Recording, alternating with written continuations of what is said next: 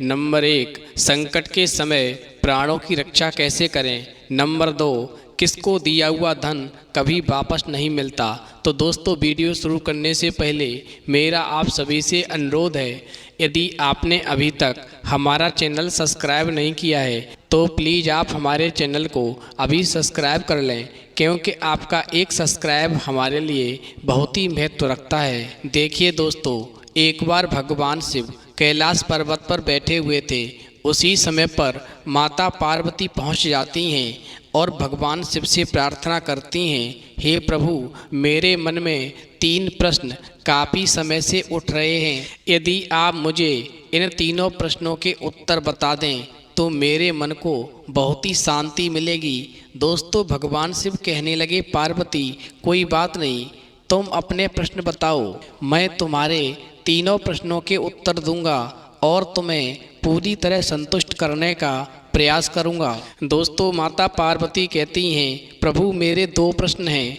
Number 1, संकट के समय मनुष्य प्राणों की रक्षा कैसे करे। नंबर 2, किसको दिया हुआ धन कभी वापस नहीं मिलता। दोस्तों, भगवान शिव कहते हैं, पार्वती, अब मैं तुम्हें एक कहानी सुनाता हूँ। इस कहानी को तुम पूरा और ध्यान से सुनना। तुम्हें तुम्हारे दोनों प्रश्नों के उत्तर इसी कहानी के अंदर मिलेंगे और तुम्हारे मन को पूरी तरह संतुष्ट करेंगे। दोस्तों, भगवान शिव कहते हैं, पार्वती, एक राजा था। वो बहुत दिनों से पुत्र प्राप्ति के लिए काफ़ी आशा लगाए बैठा था। उसकी रानी की कोख से किसी भी पुत्र ने कोई जन्म नहीं लिया था। उधर एक दिन क्या होता है कि उस राजा ने पुत्र प्राप्ति की इच्छा को लेकर के अपने सलाहकारों के साथ में एक बैठक बुलाई और उस बैठक में उसके सलाहकारों ने बताया, यदि राजा तांत्रिकों को बुलाकर के कुछ उपाय करवाए तो उसे निश्चित ही पुत्र की प्राप्ति होगी। पार्वती, इस प्रकार उस राजा ने सलाहकारों के कहने पर तांत्रिकों को बुलाया और तांत्रिकों से बात की तो तांत्रिकों ने सुझाव दिया, यदि तुम पुत्र प्राप्ति की इच्छा रखते हो तो तुम्हें पुत्र अवश्य प्राप्त होगा, लेकिन इसके लिए तुम्हें किसी बच्चे की बलि देनी पड़ेगी। यदि तुम किसी भी बच्चे की बलि दिलवा सकते हो तो तुम्हारे घर में निश्चित ही पुत्र खेलेगा। दोस्तों, भगवान शिव कहते हैं, पार्वती, अब उस राजा ने क्या किया, राज्य में चारों ओर बात फैला दी कि जो भी अपना बच्चा मुझे देगा मैं उसको बहुत सारा धन दूंगा। इधर एक परिवार में कई बच्चे थे, वो गरीबी के मारे हुए थे।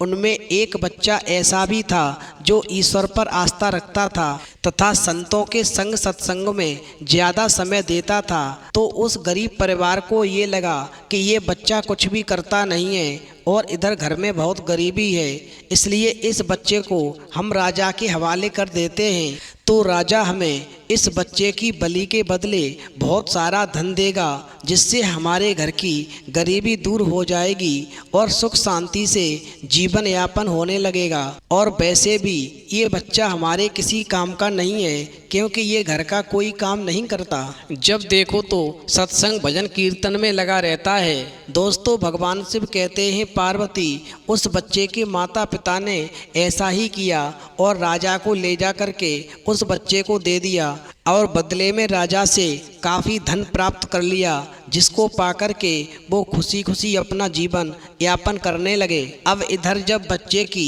बलि देने की तैयारी पूरी हो गई तो राजा को भी बुलाया गया और फिर राजा ने उस बच्चे से पूछा कि तुम मरने वाले हो, तुम्हारी आखिरी इच्छा क्या है, क्योंकि तुम्हारे पास केवल आज का ही जीवन शेष है, तुम्हारे जीवन का आज अंतिम दिन है, इसलिए हम तुम्हारी आखिरी इच्छा पूरी करना चाहते हैं। तुम्हारी जो भी आखिरी इच्छा हो तुम हमसे कह सकते हो। दोस्तों, भगवान शिव कहते हैं, पार्वती, इस प्रकार राजा की बात सुनकर के वो बच्चा कहने लगा, महाराज, यदि आप मेरी अंतिम इच्छा पूरी करना चाहते हो तो मुझे थोड़ा सा रेत मंगा दो, मुझे रेत की आवश्यकता है। अब जैसे ही बच्चे ने राजा से कहा कि महाराज, मुझे रेत की ज़रूरत है, मुझे रेत की आवश्यकता है, आप मुझे थोड़ा सा रेत मंगाने का कष्ट करें, तो राजा ने अपने सिपाहियों को आदेश किया कि जाओ कहीं से रेत लेकर के आओ और इस बच्चे के सामने रख दो। भगवान शिव कहते हैं, पार्वती, जैसे ही राजा के सिपाही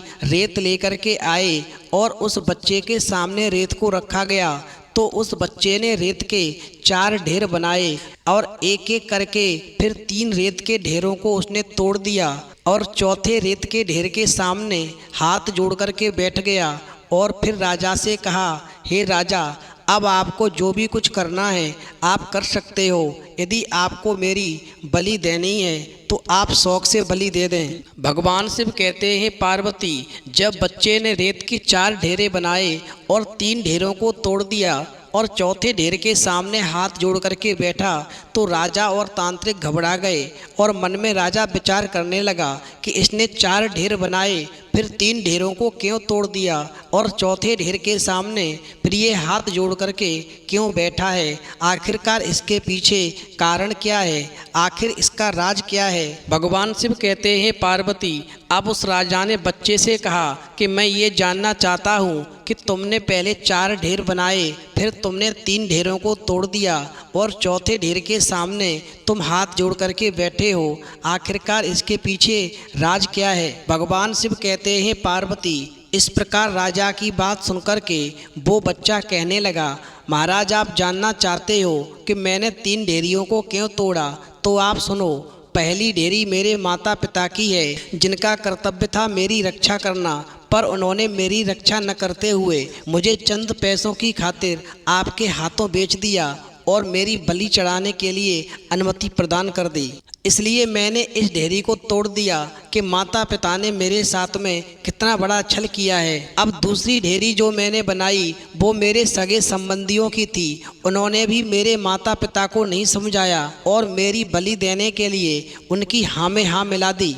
अब महाराज तीसरी ढेरी का नंबर आया तो ये तीसरी ढेरी जो है वो आपके नाम की थी, क्योंकि राज्य के सभी इंसानों की रक्षा करना एक राजा का कर्तव्य होता है। पर यहाँ पर आज ऐसा नहीं है और एक राजा ही आज मेरी बलि देने के लिए तैयार हो गया है, जबकि एक राजा का कर्तव्य होता है वह अपनी प्रजा को प्यार करे और अपनी प्रजा की रक्षा करे। इसीलिए मैंने इस तीसरी ढेरी को तोड़ दिया। अब मेरे पास में केवल एक ढेरी बची जो है चौथी ढेरी, जो सिर्फ मेरे सतगुरु और ईश्वर की है जिन पर मुझे भरोसा है। इसीलिए ये ढेरी मैंने छोड़ दी है और इस ढेरी को नहीं तोड़ा है, क्योंकि मुझे अपने प्रभु पर पूरा भरोसा है कि वो मेरी रक्षा अवश्य करेंगे। दोस्तों, भगवान शिव कहते हैं, पार्वती, इस प्रकार से उस बच्चे की भक्ति को देख करके उस राजा ने मन में सोचा कि पता नहीं इस बच्चे की बलि देने के बाद भी मुझे पुत्र की प्राप्ति होगी या नहीं होगी। इसलिए क्यों न ऐसा किया जाए कि इतना अच्छा बच्चा है, ईश्वर का सच्चा भक्त है और इतना समझदार है, तो मैं क्यों ना इसे ही अपना पुत्र बना लूं। मुझे इससे अच्छा बच्चा और कहाँ मिलेगा।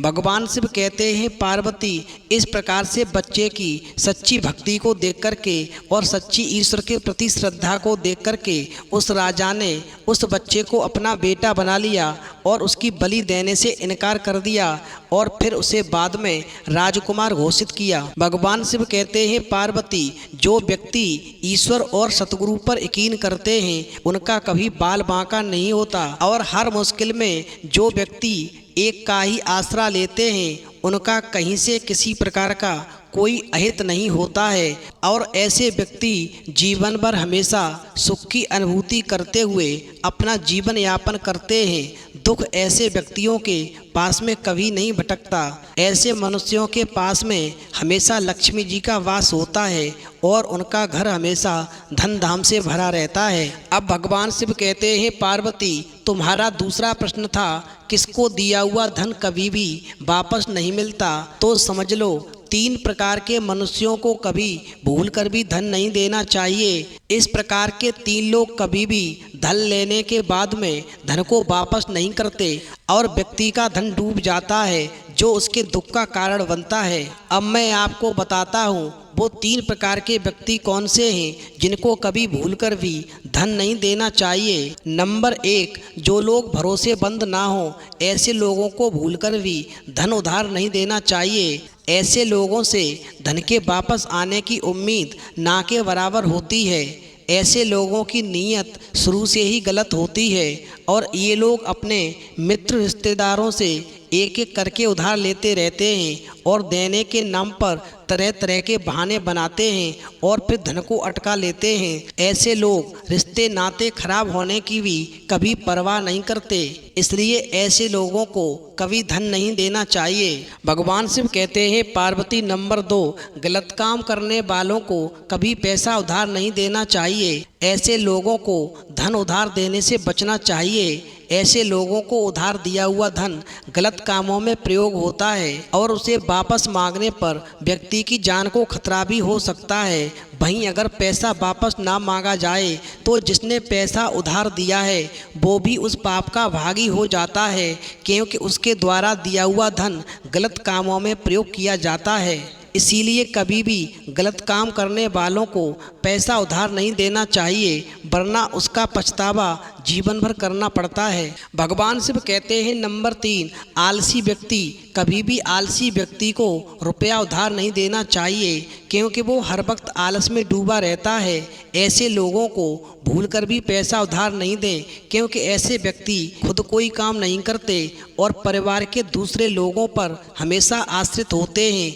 इसीलिए उनकी कर्ज चुकाने की क्षमता भी बहुत कम होती है। ऐसे आलसी लोग एक बार जिससे पैसा उधार ले लेते हैं उसका पैसा वो कभी वापस नहीं करते, और जो भी पैसा उधार देने वाला व्यक्ति होता है वो जीवन भर दुखों का सामना करता है और फिर पछताने के अलावा उसके पास कुछ भी शेष नहीं होता। तो दोस्तों, इस प्रसंग से हमें ये सीख मिलती है कि बुरे समय में हमेशा भगवान ही साथ देते हैं। इसीलिए सच्ची श्रद्धा के साथ में हमेशा भगवान का भजन करना चाहिए। और भगवान शिव ने जो 3 प्रकार के लोग बताए हैं, ऐसे लोगों को कभी धन उधार नहीं देना चाहिए, क्योंकि ऐसे लोगों को धन उधार देने का मतलब है आप अपने जीवन को दुखों में डालने का प्रयास कर रहे हैं। तो दोस्तों, यदि आपको हमारी वीडियो पसंद आई हो तो प्लीज़ आप हमारे चैनल को सब्सक्राइब करें, लाइक करें, शेयर करें, कमेंट करें, क्योंकि आपका एक सब्सक्राइब हमारे लिए बहुत ही महत्व रखता है।